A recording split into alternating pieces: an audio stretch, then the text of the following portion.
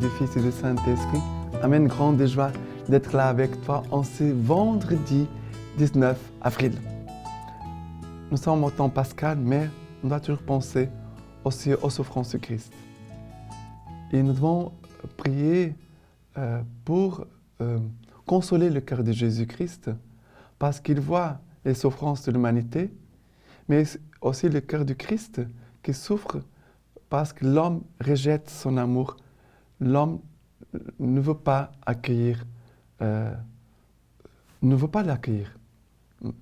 Nous devons prier beaucoup pour que les hommes puissent connaître Jésus-Christ, puissent connaître vraiment la personne, Jésus-Christ, vrai Dieu et vrai homme.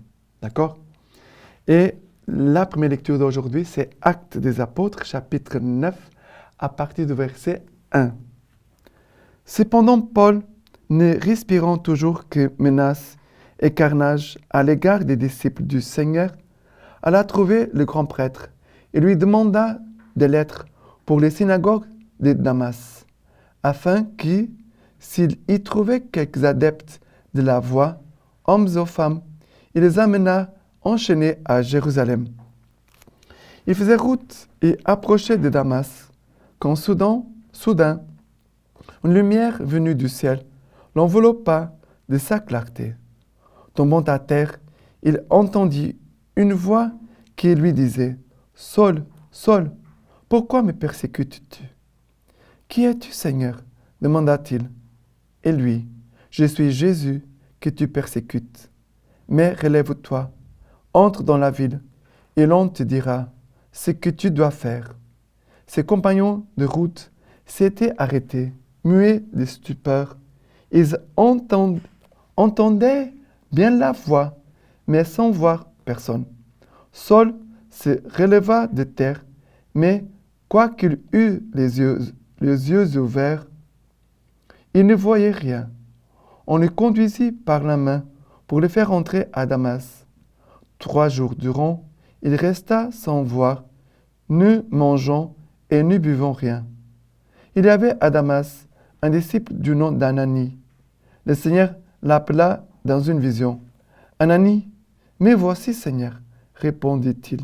« Pars, reprit le Seigneur, va dans la rue droite et demande dans la maison de Judas un nommé Saul de Tarse, car le voilà qui prie et qui a vu un homme du nom d'Ananie entrer et lui imposer les mains pour lui rendre la vue.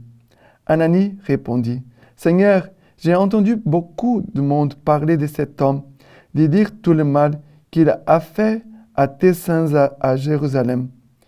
Et il est ici, avec plein pouvoir des grands prêtres, pour enchaîner tous ceux qui invoquent ton nom. » Mais le Seigneur lui dit, « Va, car cet homme m'est un instrument de choix pour porter mon nom devant les nations païennes, les rois et les Israélites. Moi-même, en effet, je lui montrerai tout ce qu'il lui faudra souffrir pour mon nom. » Alors Ananie partit, entra dans la maison, en posa les mains à Saul et lui dit, « Saul, mon frère, c'est lui qui m'envoie, c'est le Seigneur, c'est Jésus qui t'est apparu sur le chemin par où tu venais. Et c'est afin que tu recouvres la vue et sois rempli de l'Esprit Saint. » Aussitôt, il lui tomba des yeux comme des écailles, et il recouvra la vue. Sur le champ, il fut baptisé, puis il prit la nourriture, et les forces lui revinrent. Il passa quelques jours avec les disciples à Damas, et aussitôt il se mit à prêcher Jésus dans les synagogues, proclamant qu'il est le Fils de Dieu. Alors, nous avons vu la conversion de l'eunuque, je crois qu'il y a 2 jours, qui s'est fait baptiser, et aujourd'hui c'est Paul qui va se faire baptiser. Mais il faut voir qu'est-ce qui se passe.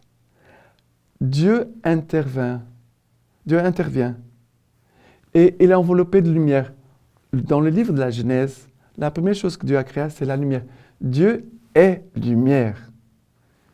Et Saul, comme un bon juif bien formé, il sait que Dieu, il est lumière. Et quand il est enveloppé de cette lumière qui va le rendre aveugle, il se rend compte, non pas à cause de la lumière, mais aussi parce que, bien sûr, il va écouter la voix. Qui es-tu, Seigneur?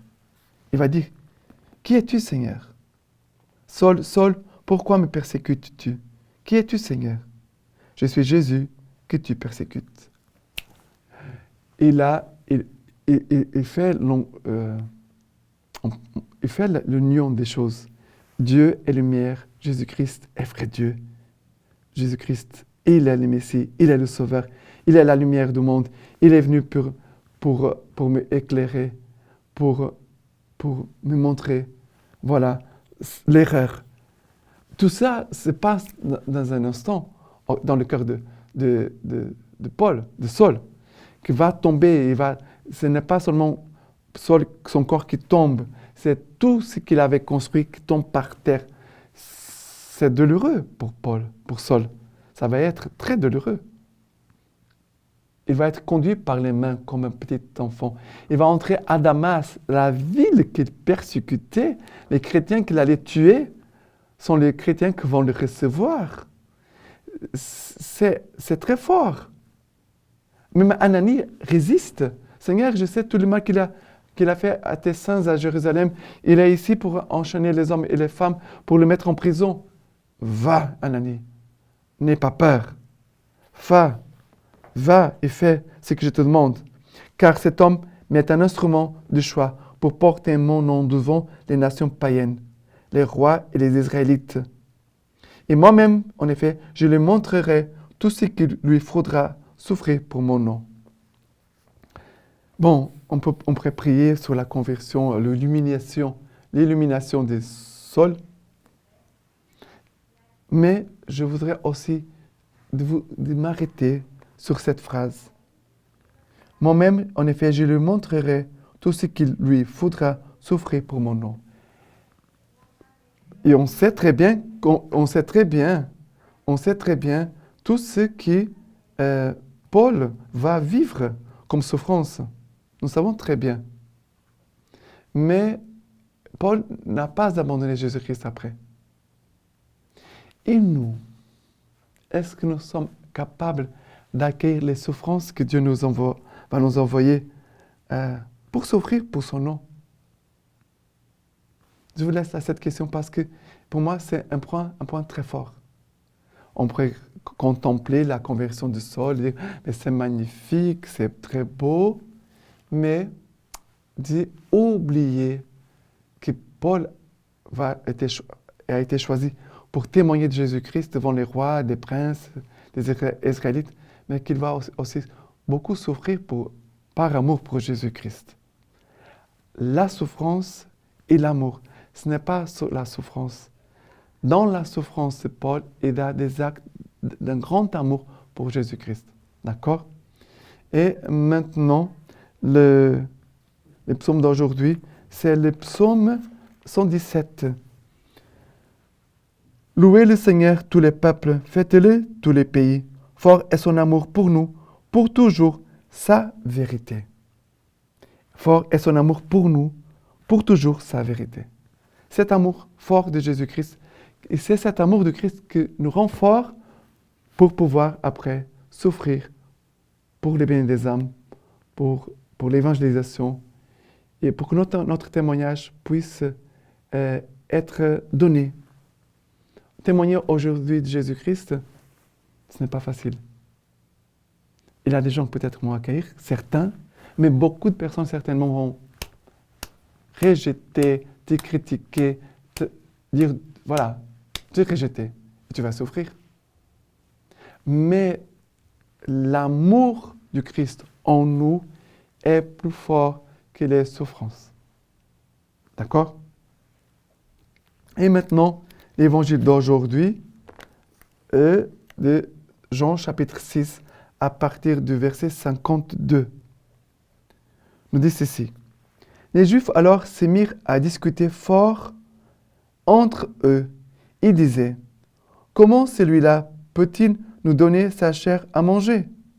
Alors Jésus leur dit, « en vérité, je vous le dis, si vous ne mangez la chair du Fils de l'homme et ne buvez son sang, vous n'aurez pas la vie en vous. Qui mange ma chair et boit mon sang a la vie éternelle, et je le ressusciterai au dernier jour. Car ma chair est vraiment une nourriture, et mon sang vraiment une boisson. Qui mange ma chair et boit mon sang demeure en moi, et moi en lui. De même que le Père qui est vivant m'a envoyé, et que je vis par le Père, de même celui qui me mange, lui aussi vivra par moi. Voici le pain descendu du ciel. Il n'est pas comme celui qu'ont mangé les pères, et ils sont morts. Qui mange de ce pain vivra pour toujours. Alors, Jésus dit, qui mange, c'est très fort, c'est quelques versets.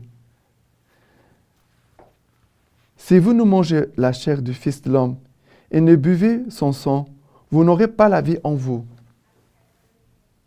Jésus, il est bien clair par rapport à l'Eucharistie. Si nous recevons l'Eucharistie ou nous rejetons l'Eucharistie. Qui mange ma chair et boit mon sang a la vie éternelle. Vie éternelle. Cette vie éternelle qui est entrée en nous, et cette vie éternelle que Jésus en nous, la présence eucharistique en nous, c'est cette force pour nous conduire dans ce désert de ce monde jusqu'à notre patrie du ciel, la vie éternelle. Car ma chair est vraiment une nourriture, mon sang vraiment une boisson. Qui mange ma chair et boit mon sang demeure en moi et moi en lui. Hop. Alliance, mariage. Ici, c'est le mariage, c'est l'alliance. Je veux demeurer en Jésus comme le Christ demeure en moi. De vivre cette union intime avec Jésus dans l'Eucharistie. Ça veut dire que celui qui mange le corps et le sang du Christ vivra lui aussi par moi, dit Jésus-Christ. De même, celui qui me mange, lui aussi vivra par moi. Je peux vivre par moi-même, pour moi-même, ou je peux vivre par le Christ et pour le Christ. C'est très différent. Voici le pain descendu du ciel. Qui mange ce pain vivra pour toujours. Mon Dieu, comment nous devons annoncer cela? Nous devons annoncer et vivre cet amour renouvelé envers Jésus dans l'Eucharistie. L'amour de Jésus pour l'Eucharistie, l'amour de Jésus aussi pour l'adoration. Voilà, ces deux dimensions très importantes pour nous, mais pour la vie du monde. N'oublions pas, c'est le corps et le sang du Christ donné en sacrifice, c'est pour la vie du monde. Et maintenant, la lecture patristique de Saint Éphrem.